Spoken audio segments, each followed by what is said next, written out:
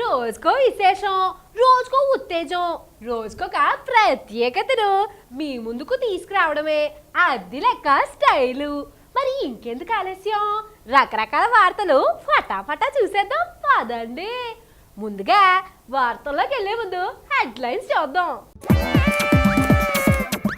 సభకు నమస్కారం అంటూ బయటకు వెళ్ళిపోయిన జగన్, స్పీకర్ పనికిరాడంటూ అవిశ్వాస తీర్మాన నోటీసులు, ఒంటెపాలతో మార్కెట్లోకి ఐస్ క్రీమ్, కామ్లైట్ పేరుతో విడుదల చేసిన ఆన్లైన్ డైరీ, ఫుటేజీ వ్యవహారంలో అధికార పార్టీల కుయుక్తులు, 2 చోట్ల ప్రతిపక్ష నేతల వీడియోలు మాత్రమే విడుదల, ఆ కొండలెక్కాలంటే గుండెలు అదరాల్సిందే, దక్షిణ స్పెయిన్ లో సాహసదారికి గ్రీన్ సిగ్నల్,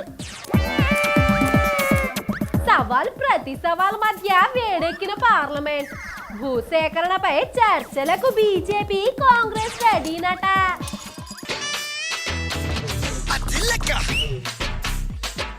ఈ సభకు ఓ నమస్కారం, మీరు వద్దు, మీ సభలు వద్దు, నేను పోతున్నా బయటకు, నాతో పాటు మీరు రండి, అడగాల్సిన చోట అడుగుదాం, వారిని కడిగి పారేద్దాం. అసలు ఏమనుకుంటున్నారు మనమంటే వారికి లెక్కే లేదు. అందరినీ సమానంగా చూడాల్సిన పెద్ద ఆయన వారికే వంతన పాడుతున్నారు. అందుకే మళ్ళీ చెబుతున్నా, మీకో దండం. ఇది ఈరోజు ఏపీ అసెంబ్లీలో జరిగిన సీన్. ఎవరికి నమస్కారాలు పెట్టారో ఓ పాలి చూద్దాం పదండి. ఆంధ్రప్రదేశ్ అసెంబ్లీ నుంచి వైఎస్ఆర్ కాంగ్రెస్ పార్టీ వాకౌట్ చేసింది. మా నేతల్ని సస్పెండ్ చేసిన మీకు నమస్కారం అంటూ ప్రతిపక్షాధినేత జగన్ స్పీకర్ కు వందనాలు చేసి బయటకు వెళ్లిపోయారు. నేను ప్రతిపక్ష నేతను, ప్రజా సమస్యలపై చర్చించడానికి ఎక్కువ సమయం ఇవ్వండని జగన్ స్పీకర్ కు ఎంత మొరపెట్టుకున్నా కానీ ప్రయోజనం లేకపోయే. స్పీకర్ ఏకంగా ఈరోజు ఎప్పుడూ చూడని విధంగా, నేనైతే చెప్తా ఉన్నా, ఎన్నెన్నో అసెంబ్లీలు చూశా, కానీ ఫలానిది మాట్లాడకూడదు, మీరు ఈ మాదిరిగా మాట్లాడకూడదు, రైతులకు సంబంధించిన టాపిక్లు మీరు మాట్లాడకూడదు అని చెప్పి డిక్టం పాస్ చేసిన ఏకైక స్పీకర్ నేను ఇవాళ నేను అసెంబ్లీలో చూస్తా ఉన్నా. జగన్మోహన్ రెడ్డి గారు మీరు ఆగండి, మీరు ఉండండి, దయచేసి కూర్చోండి. నాయన, నీకు మేము ఇవ్వాల్సిన సమయం కంటే ఎక్కువే ఇచ్చాం, ఇంకా ఇవ్వడం మా వల్ల కాదని స్పీకర్ చేతులు ఎత్తేశారు. ఇంకేముంది, మన జగన్ బాబు గారు అయితే నీకో నమస్కారం అంటూ అక్కడి నుంచి బయటకు వచ్చారు. మిగిలింది ఒక్కరోజు, ఈ ఒక్కరోజుని పూర్తిగా బడ్జెట్ డిస్కషన్ చేయాలి. అపోజిషన్ పార్టీకి రూలింగ్ ప్రెజర్ పెంచే సమానంగా ఇవ్వాలని చెప్పి నేను భావించాను. అందుకనే మీకు 60 నిమిషాలు టైం ఇచ్చాం, 100 నిమిషాలు ట్రెజరీ బెంచెస్కి ఇచ్చాం. ప్లీజ్ ఓర్పు ఉండాలి, కొంచెమైనా ఓర్పు ఉండాలి, మీకు ఓర్పు ఉండాలి, ప్లీజ్ ఓర్పు ఉండాలి, మీకు ఓర్పు ఉండాలి. పోతూ పోతూ స్పీకర్ ఫ్యాక్షనిస్టులా వ్యవహరిస్తున్నారని డైలాగ్స్ అందించడంతో అసెంబ్లీ అంతా అరుపులు కేకలతో దద్దరిల్లిపోయింది. సభలో అధికార పార్టీకి మాత్రమే ఒత్తాసు పలికే ఇలాంటి స్పీకర్ ఉన్నా ఒకటే లేకున్నా ఒకటేనంటూ వైసీపీ కోడెల సారును కడిగి పారేసింది. పాపం సారు నొచ్చుకున్నారేమోనని జనాలు జోకులు కూడా వేసుకుంటున్నారు. పంచాయతీ మొత్తం ఇప్పుడు గవర్నర్ సాబు వద్దకు చేరింది. మరి ఆయన ఏం చేస్తారో చూడాలి. ఇప్పటికే స్పీకర్ సారుపై వేటు వేయాలని వైసీపీ నేతలు అసెంబ్లీ కార్యదర్శికి అవిశ్వాస తీర్మాన నోటీసులు కూడా ఇచ్చారట. ఇంత దారుణంగా వాళ్ళు చేస్తూ ఉంటే మేము ఎక్కడికి పోయి మాట్లాడాలి, ఎక్కడికి పోయి మేము ప్రజల గొంతు వినిపించాలి అని చెప్పి గవర్నర్ గారిని డైరెక్ట్గా అడిగాను. నేను స్పీకరే ఇలా చేస్తూ ఉన్నాడు, ఎక్కడికి పోవాలి, మేము ప్రజల గొంతు మేము ఎక్కడ వినిపించాలి, జరుగుతూ ఉన్న అన్యాయం మేము ఎవరికి చెప్పాలి అని చెప్పి గవర్నర్ గారిని అడిగాం. ఆ మాట చెప్తూ గవర్నర్ గారికి కూడా చెప్పాం, బహుశా మా నెంబర్లు 67 కాబట్టి అవిశ్వాస తీర్మానం మేము ప్రవేశపెట్టి మేము గెలుస్తామో అది వేరే విషయం, కానీ బహుశా గెలవలేకపోయినా కూడా అయితే స్పీకర్ చేస్తూ ఉన్న అన్యాయాన్ని మాత్రం ఖచ్చితంగా మేము నిరసన తెలుపుతూ ప్రజలకు అర్థమయ్యే విధంగా చేసిన అన్యాయం ప్రజల దృష్టికి తీసుకొని పోవాలి కాబట్టి ఖచ్చితంగా మేము అవిశ్వాస తీర్మానం స్పీకర్ మీద పెడతా ఉన్నామని కూడా గవర్నర్ గారికి చెప్పడం జరిగింది. గవర్నర్ గారికి అది చెప్పాం. ఆయన కూడా సానుకూలంగా విన్నాడు. చేయగలిగింది బహుశా ఆయన ఎంత మటుకు చేస్తాడో నాకైతే తెలియదు, కానీ బట్ చెప్పడం అయితే మేము చెప్పాం. ఆయన కూడా సానుకూలంగా విన్నాడు. ఎవరి ఆరోపణలు ఎలా ఉన్నా ఏపీ అసెంబ్లీని పాలక ప్రతిపక్షాలు కలిసి కట్టుగా రణరంగం చేసేస్తున్నారనడంలో డౌటే లేదు. తొలి రాష్ట్ర అసెంబ్లీ సమావేశాలు ఇంత దారుణంగా జరగడంపై జనాలు నేతలపై అగ్గి మీద గుగ్గిలం అవుతున్నారు. ముందైనా మారతారో లేదో చూడాలి. 2 తెలుగు రాష్ట్రాల అసెంబ్లీలో ఈ మధ్య జరిగిన తెట్ల దండకంపై ఫుటేజీని బయట పెట్టేశారు. అయితే ఏమైందో ఏమో గాని 2 అసెంబ్లీ సమావేశాలలో ప్రతిపక్ష నేతల సభ్యుల వీడియోలు మాత్రమే బయటకు వచ్చాయి. అధికార పక్షానికి చెందిన వీడియో ఒక్కటి కూడా బయటకు రాలేదు.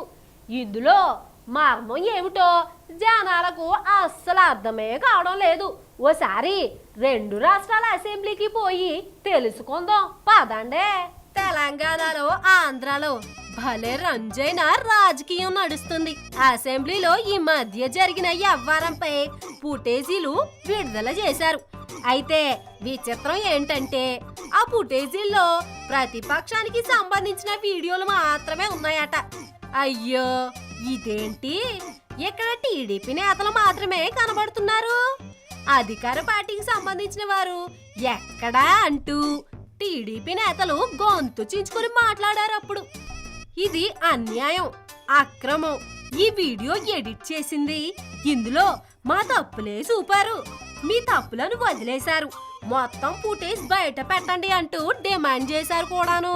ఖచ్చితంగా స్పీకర్ ని, రాష్ట్ర ప్రభుత్వాన్ని నిలదీస్తాం. అదే విధంగా గవర్నర్ గారిని కూడా నిలదీస్తాం. గవర్నర్ గారే ప్రత్యక్ష సాక్షిగా శాసనసభ్యుల మీద దాడి జరిగింది. ఈ దాడికి ప్రభుత్వం మార్షల్స్ ను ఉపయోగించుకోవడం అనేది దుర్మార్గం. ఈరోజు మార్షల్స్ వచ్చి తెలుగుదేశం పార్టీ శాసనసభ్యులను పట్టుకుంటే టీఆర్ఎస్ శాసనసభ్యులు పోడియంలోకి వచ్చి తెలుగుదేశం పార్టీ శాసనసభ్యుల మీద దాడి చేసింది. కాబట్టి తక్షణమే మమ్మల్ని పట్టుకున్న మార్షల్స్ని సస్పెండ్ చేయాలి వెంటనే ఈ రాష్ట్ర ప్రభుత్వం. కట్ చేస్తే ఆంధ్ర అసెంబ్లీ అక్కడ అదే తీరు. అధికార తెలుగుదేశం కేవలం ప్రతిపక్ష సభ్యుల వీడియో ఫుటేజ్ ని విడుదల చేసింది.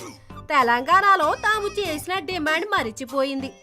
ఇప్పుడు వైసీపీ అదే డిమాండ్ చేస్తుంది, మొత్తం ఫుటేజ్ బయట పెట్టమని.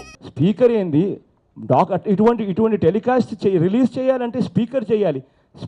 స్పీకర్ అనే మనిషి పక్కకు పోతాడు, కాలువ శ్రీనివాస్ అనే తెలుగుదేశం ఎమ్మెల్యే ముందుకు వస్తాడు, తెలుగుదేశం చీఫ్ విప్ వస్తాడు, అది మీడియాకు రిలీజ్ చేస్తారు. కేవలం వన్ సైడెడ్ వర్షన్ మాత్రమే వచ్చేట్టుగా మీడియాకు రిలీజ్ చేస్తారు. ఇదేం ధర్మం అమ్మ? చేసేట్టుగా అయితే 2 వైపుల నుంచి చేయాలి. అవతలోడు ఏదో అంటాడు కాబట్టి యువతలోడు ఏదో అంటాడు. ఈ 2 వైపుల వర్షన్ అనేది రాకుండా ఒకే సైడ్ వర్షన్ రావడం, దానికి వీడియో టేపులు ఇవ్వడం ధర్మమేనా ఇది? ఇప్పుడిక ఏ విధంగా తెలంగాణలో కేసీఆర్ పై అక్కడి తెలుగుదేశం నేతలు ఫైట్ చేస్తారు? ఏమడిగినా అక్కడ ఆంధ్రాలో మీ చంద్రబాబు ఏం చేశారు, మేము అదేగా చేస్తున్నాం అంటారు టీఆర్ఎస్ జనాలు. మరి అప్పుడు ఈ టీడీపీ నేతలు ఎలా పోరాడతారోనని పలువురు జోకులు కూడా వేసుకుంటున్నారు. అయితే ఎక్కడైనా పాలక పక్షం చెప్పిందే వేదం కాబట్టి మీవే బయటకు వస్తాయని పలువురు ప్రతిపక్ష నేతలపై సెటర్లు కూడా వేసుకుంటున్నారు. చిన్న పిల్లలైనా పెద్ద పిల్లలైనా ముసలి వాళ్ళైనా అమితంగా ఇష్టపడేది ఇంకేముంది, ఐస్ క్రీమ్ కదా. మరి ఆ ఐస్ క్రీమ్ ను ఎప్పటి వరకు దేనితో తయారు చేశారు? ఆవు పాలు లేకుంటే గేదె పాలు, వీటితోనే కదా తయారు చేసేది. అయితే నేను మీకు ఒక కొత్త పాలతో తయారైన ఐస్ క్రీమ్లు చూపిస్తా, చూడండి. 2 తెలుగు రాష్ట్రాలలో అసెంబ్లీ సమావేశాలు మాట్లాడుకోలేని భాషలో జరుగుతుంటే మాత్రం కేంద్రంలోని పార్లమెంట్ సమావేశాలు సవాల్ ప్రతి సవాలతో నడుస్తున్నాయట. కాంగ్రెస్ బీజేపీ ఒకరి మీద ఒకరు సవాళ్లను విసురుకుంటున్నారట. ఆ సవాల్ను మీకు చూడాలనుందా? అయితే చలో పార్లమెంట్. మొన్నటి దాకా ఛాలెంజ్లు అంటూ భయపడే పార్టీలు నేడు ఛాలెంజ్ల మీద ఛాలెంజ్లతో జనాల్ని భయపెట్టేస్తున్నాయి. రాష్ట్ర అసెంబ్లీలో కొట్లాటలు తారాస్థాయికి చేరుకుంటే పార్లమెంట్ లో మాత్రం ఛాలెంజ్లతో హౌస్ మొత్తం వేడెక్కిపోయిందట. కేంద్ర ప్రభుత్వం ప్రతిపాదించిన భూసేకరణ బిల్లుపై కాంగ్రెస్ అధినేత్రి సోనియా గాంధీ సవాల్ విసిరారు. అన్నా హజారేతో కలిసి లేఖాస్త్రాన్ని సంధించారు కూడాను. We have come together to oppose the Modi government's amendments. The idea is twofold. Number one, to expose the hypocrisy of this government. A bill that they supported completely in 2013. Amendments that they had moved that were accepted by the UPA government, a bill that was passed in the interest of the farmers is today being put into the trash can. All the clauses that we had put which were in the interest of farmers, taking their consent, the consent clause 80% for private projects, 70% for PPP, the fact that we would have a social impact assessment, the fact that you would return the land if it was unutilized for 5 years, all of those clauses have been done away with. So the heart and the soul of the bill has been taken away, and as I mentioned in Parliament, only the carcass has been left. So we are going to put on record our protest in the interest of the farmers. Our only avenue today is the Rashtrapati ji, and we hope that he certainly will take some notice of this. ఇక BJP కూడా తానేం తక్కువ తినలేదన్నట్లుగా కాచుకో నువ్వానేనా అంటూ ప్రతి సవాల్ విసిరిందట. కేంద్ర మంత్రి నితిన్ గడ్కరీ ఈ మేరకు తాము బహిరంగ చర్చకు సిద్ధమే, మరి మీ సంగతి ఏంటని కాంగ్రెస్ పార్టీకి లేఖాస్త్రాన్ని సంధించారట. लैंड एक्विजिशन बिल में किसानों के विरोध में कुछ नहीं है और लैंड एक्विजिशन बिल किसानों के लिए और विशेष रूप से गांव गरीब मजदूर किसान के कल्याण के लिए है और गांवों में नए रोजगार निर्माण करने के लिए इसका उपयोग होगा। मैं ऑलरेडी इसके बारे में सभी बातों को हम एक्सप्लेन कर चुके हैं। जो पार्टियां राजनीतिक उद्देश्य से इसका विरोध कर रहे हैं उन्हीं के मुख्यमंत्री और मंत्री और राज्य सरकारों ने भी इसके बारे में अपने सुझाव दिए हैं और इसलिए मैंने ये जो राजनीतिकरण हुआ है देश के विकास के एक महत्वपूर्ण मुद्दों का, इसलिए मैंने कांग्रेस पार्टी के अध्यक्ष सोनिया गांधी, अन्ना हजारे जी, सभी पार्टी के लोगों को एक प्रार्थना पत्र भेजा है। मैं को उनको आह्वान नहीं कर रहा हूँ कि सरकार की इसमें जो भूमिका है वो किसानों के विरोध में नहीं है और वो मैंने उनको खुली चर्चा के लिए निवेदन किया है कि आपके पार्टी का कोई प्रमुख व्यक्ति अगर प्रिंट मीडिया में हो, इलेक्ट्रॉनिक मीडिया में हो, किसी भी प्लेटफॉर्म पर इस पर खुली चर्चा करें। प्रधानमंत्री नरेंद्र मोदी जी, हमारी सरकार किसानों के विरोध में नहीं है और किसानों के विरोध में कभी कोई निर्णय नहीं कर सकती है। సవాల్కైతే రెడీ అయ్యారు గాని ఎప్పుడు మరి ఆ సవాల్ను కార్యరూపంలోకి తెస్తారోనని జనాల బుర్రలు బద్దలవుతున్నాయట. ఇలా జనాల్ని టెన్షన్ పెట్టే బదులు తొందరగా చర్చలపై ఏదో ఒకటి తెలుసుకోవచ్చు గాని పలువురు జోకులు కూడా వేసుకుంటున్నారు ఇప్పుడు. మరి ఓడే గుర్రాలు ఏవో, గెలిచే గుర్రాలు ఏవో ముందుగాని తెలియదు. ఎవరైనా సాహసానికి పూనుకుంటే సాహసం చేరా డింబక అని ప్రోత్సహిస్తాం. ఎత్తైన కొండలు, లోయల్లో ప్రయాణిస్తూ ప్రకృతి అందాల్ని ఆస్వాదించడం కూడా ఒక సాహసం లాంటిదే. దక్షిణ స్పెయిన్ లో ఉన్న లోయల్లో ప్రయాణించడం కూడా అరివీర భయంకరమైన ఓ సాహసమే. ఏమా సాహసం అంటారా? అయితే పదండి స్పెయిన్. అక్కడ అదొక అందమైన అనుభవం. దక్షిణ స్పెయిన్ లో అలాంటి ఒక దారి సందర్శకులను విశేషంగా ఆకట్టుకుంటుంది. చూస్తేనే వాళ్ళు గగ్గురు పొడిచేలా ఉన్న ఈ దారి దక్షిణ స్పెయిన్ లోని మలాగా సమీపంలో ఎల్ కొరో అలోరాలో ఉంది. దీనిపై నడవడం అనేది ఓ సాహసోపేతమైన చర్యగా భావిస్తున్న సాధారణ జనం కూడా ఈ దారిలో నడవడానికి నా దారి కొండదారి అంటూ తెగ ఎగబడుతున్నారట. అద్దె లెక్క వార్తలు ముగించే ముందు హెడ్లైన్స్ మరోసారి చూద్దాం. సభకు నమస్కారం అంటూ బయటకు వెళ్ళిపోయిన జగన్, స్పీకర్ పనికిరాడంటూ అవిశ్వాస తీర్మాన నోటీసులు, ఒంటె పాలతో మార్కెట్లోకి ఐస్ క్రీమ్, కామ్లైట్ పేరుతో విడుదల చేసిన ఆన్లైన్ డైరీ,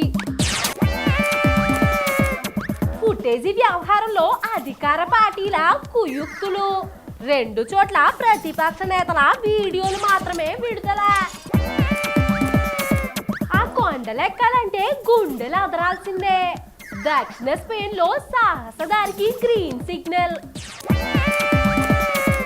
సవాల్ ప్రతి సవాల్ మధ్య వేడెక్కిన పార్లమెంట్. భూసేకరణపై చర్చలకు బీజేపీ, కాంగ్రెస్ రెడీనట. ఇవి ఇవాల్టి లెక్కలు. మరిన్ని లెక్కలతో మళ్ళీ కలుద్దాం. అంతవరకు సెలవు. నమస్తే.